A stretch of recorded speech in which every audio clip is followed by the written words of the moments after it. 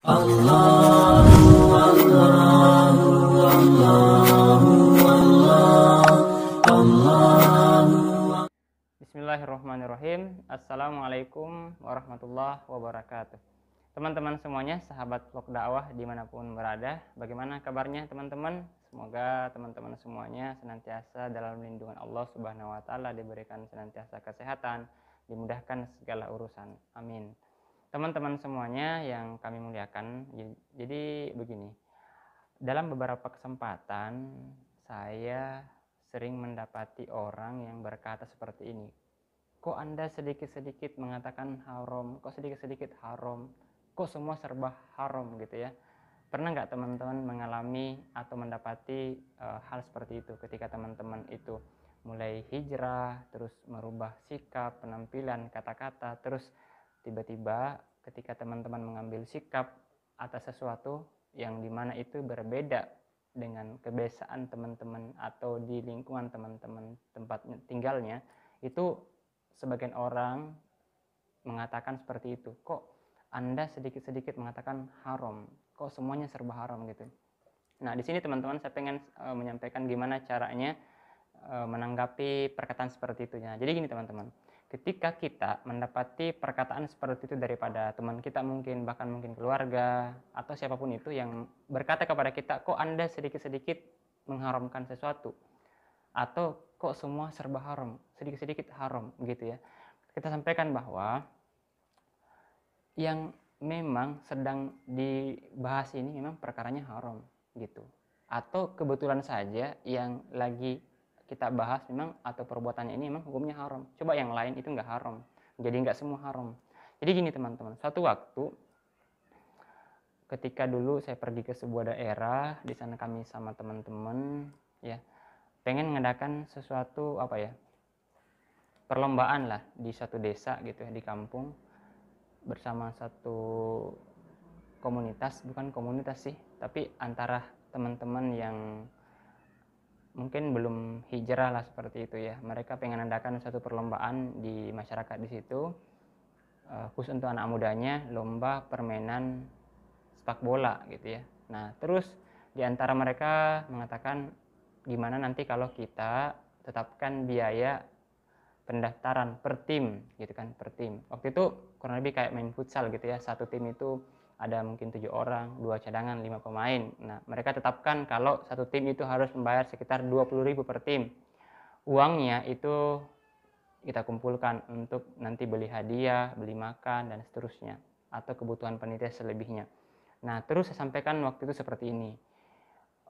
Jadi kalau uang pendaftaran itu digunakan untuk beli hadiah yang akan diberikan kepada pemenang yang memenangkan pertandingan nanti, itu nanti jadinya judi. Nah, kalau uang pendaftarannya itu digunakan untuk keperluan dalam lomba nanti, misalnya sewa lapangan gitu kan, sewa alat, sewa wasit, itu hukumnya boleh saja. Nah, terus muncullah kata-kata seperti itu, kok semua serba haram gitu kan, kok Anda mengatakan itu haram gitu. Nah, kita jelaskanlah kalau dalam Islam seperti ini. Islam itu mengatur masalah atau mengatur tentang bagaimana dalam berolahraga gitu kan. Kalau dalam pertandingan seperti apa, akut-akutnya seperti apa, pengaturannya itu ada aturannya semuanya teman-teman. Kita jelaskanlah bahwa dalam Islam itu nggak ada perbuatan kita dalam Islam, perkataan, perbuatan itu yang nggak diatur dalam Islam. Semua ada aturannya teman-teman. Hal yang paling terkecil, kita masuk ke kamar mandi, ke toilet, itu ada aturannya. Kalau masuk kamar mandi pakai kaki kiri duluan, terus baca doa ini gitu kan, itu semua ada doanya teman-teman. Nah, apalagi dalam masalah atau dalam hal pertandingan, perlombaan, itu semua ada aturannya. Kita bisa bacakan dalilnya misalnya dalam Quran surah ke-16 ayat 89.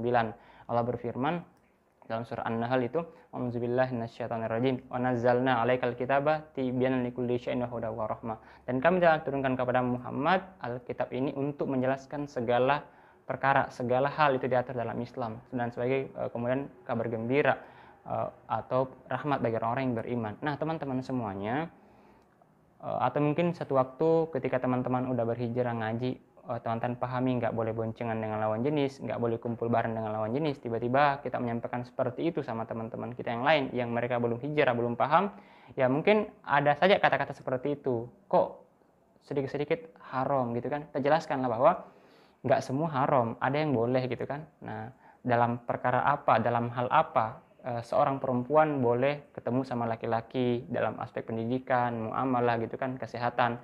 Kalau selebihnya itu nggak boleh. Nah, jadi nggak semua haram. Kebetulan saja yang lagi dibahas ini itu hukumnya ini haram. Saya jelaskanlah seperti itu.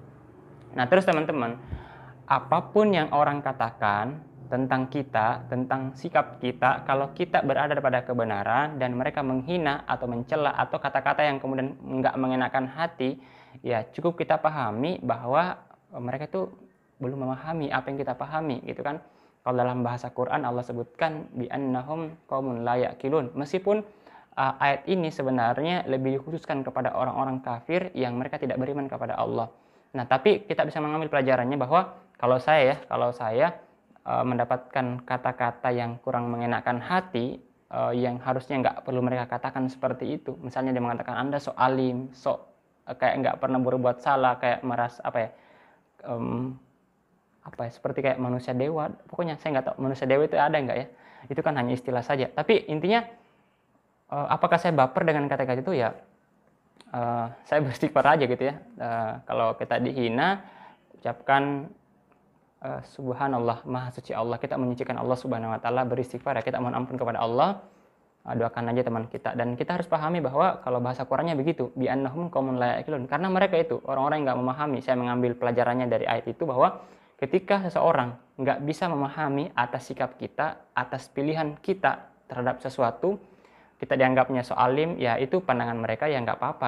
Kita berusaha untuk mengerti mereka bahwa mereka belum mengkaji, belum memahami, ya makanya mereka berpendapat seperti itu. Mereka menghina kita karena mereka belum sampai pada apa yang kita pahami. Maka kita harus bersabar dalam menyikapi, bersabar dalam kemudian atas perkataan mereka. Kita doakan saja. Nah, karena kalau mau didebat juga ya nggak sampai juga pemahaman mereka gitu. Yang kemudian kita temani debat itu orang-orang yang memang yang mungkin punya juga kapasitas keilmuan tentang hal tersebut. Misalnya kita mau diskusi tentang satu fikih atau mungkin hadis, ya nggak mungkin kita debat tentang hadis kepada orang yang nggak memahami ilmu hadis, kan begitu ya.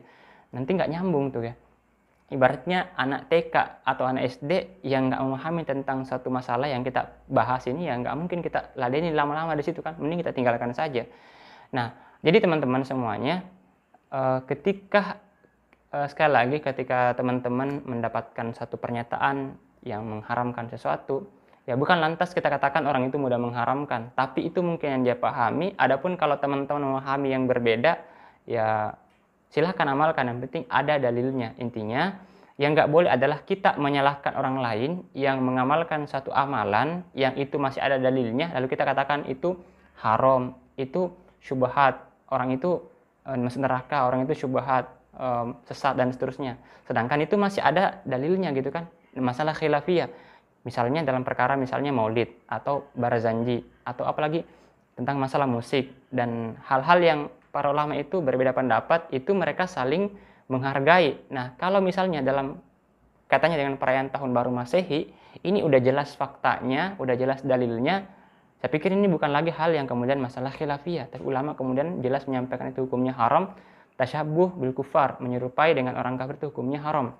Nah, makanya ya kita kemudian menyampaikan ini haram. Ya, kalau ada melakukan perbuatan itu, ya perbuatannya itu hukumnya haram gitu kan. Nah, jadi jangan dipahami kalau orang menyampaikan seperti ini tuh mudah mengharamkan. Ya nggak mudah mengharamkan, karena yang dikatakan mudah mengharamkan itu kalau orang itu nggak tahu ilmunya, nggak punya dasar hukumnya, lalu dia menyampaikan ini haram, ini halal, itu yang nggak boleh berpendapat tentang sesuatu hukum, menyampaikan satu hukum yang orang itu nggak punya ilmunya, itu yang kemudian dilarang oleh Allah Subhanahu Wa Taala. Jadi teman-teman seperti itu mungkin ya, Allahu a'lam bishawab. Jadi teman-teman kedepannya kalau teman-teman dapati perkataan dari teman-teman yang lain mengatakan ini mudah mengharamkan, ya tergantung hal apa dulu gitu kan. Kalau memang itu haram, ya kita sampaikan haram. Kalau ini boleh, kita sampaikan boleh. Jadi teman-teman, jangan pernah kita mengubah pendapat yang udah jelas-jelas dalam Al-Quran, dalam Sunnah, atau mengubah prinsip hanya karena takut dikatai, takut dibully dan seterusnya. Jadi jangan sampai karena manusia kita jadi pendosa. Jadi pastikan kita senantiasa mengharapkan ridho Allah semata, abaikan saja perkataan orang-orang. Karena pada akhirnya kita teman-teman itu nggak akan pernah bisa membuat semua orang suka dengan apa yang kita pahami, apa yang kita jalani gitu. Yang terpenting bukan apa yang orang katakan tentang kita, tapi bagaimana penilaian Allah atas diri kita, atas pilihan hidup kita. Karena yang memberi pahala dan dosa adalah Allah Subhanahu wa taala, yang memberikan surga neraka, yang menentukan surga neraka adalah Allah Subhanahu wa taala. Jadi abaikan aja kata-kata manusia. Selama kita di jalan yang benar, ya terus saja berjalan. Oke teman-teman, sekian mungkin dalam video kali ini. Sampai jumpa dalam video berikutnya. Wassalamualaikum warahmatullahi